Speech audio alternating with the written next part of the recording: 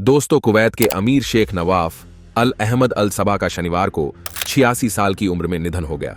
Sheikh Nawaf 3 साल पहले ही Kuwait के अमीर बने थे।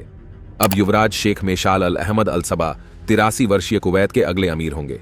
शेख मेशाल का 2021 से ही कुवैत का अमीर बनना तय था। शेख नवाफ जब बीमार थे तो उन्होंने खुद ही अपनी अधिकतर जिम्मेदारियां शेख मेशाल को सौंप दी थी। बता दें कि कुवैत के संविधान के तहत युवराज ही अगला अमीर बनते हैं। शेख मेशाल संभवतः दुनिया के सबसे बुजुर्ग युवराज है।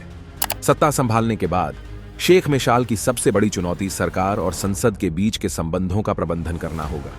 दरअसल राजसी परिवार अल सबा के बीच की प्रतिद्वंद्विता अक्सर संसद में दिखाई देती है।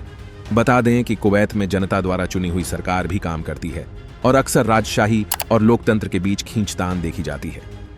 वहीं शेख नवाफ के निधन पर कुवैत में 40 दिनों का शोक रहेगा। साथ ही 3 दिनों तक सभी सरकारी कार्यालय बंद रहेंगे। शेख नवाफ के निधन की वजह का खुलासा नहीं किया गया है। पिछले महीने स्वास्थ्य संबंधी समस्याओं के चलते उन्हें अस्पताल में भर्ती कराया गया था। शेख नवाफ के निधन पर दुनिया भर के नेताओं ने दुख जताया है। कुवैत को पश्चिम एशिया में अमेरिका का करीबी सहयोगी माना जाता है। कुवैत के पास दुनिया के 6ठे सबसे बड़े तेल रिजर्व हैं। अमेरिकी राष्ट्रपति जो बाइडेन ने शेख नवाफ के निधन पर दुख जताते हुए उन्हें अमेरिका का सच्चा दोस्त बताया और कहा कि दोनों देश आगे भी अपने संबंधों को मजबूत बनाते रहेंगे। शेख नवाफ की साल 2020 में ही अमीर पद पर ताजपोशी हुई थी। शेख नवाफ के भाई शेख सबा के निधन के बाद ही शेख नवाफ सत्ता पर काबिज हुए थे। शेख सबा ने 1 दशक से भी ज्यादा समय तक कुवैत पर शासन किया था। कुवैत की सीमा सऊदी अरब और इराक से मिलती है। कुवैत पर साल 1990 में इराक ने कब्जा कर लिया था, जिससे पहले खाड़ी के युद्ध की शुरुआत हुई।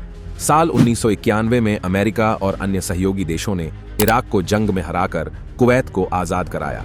शेख नवाफ ने सत्ता संभालने के बाद से ही पड़ोसी देशों के साथ अपने रिश्ते सुधारने पर ध्यान दिया। अब कुवैत के सऊदी अरब के साथ रिश्ते काफी मजबूत हैं। इस दौरान उनके शासनकाल में कुवैत में 8 बार चुनी हुई सरकार बनी।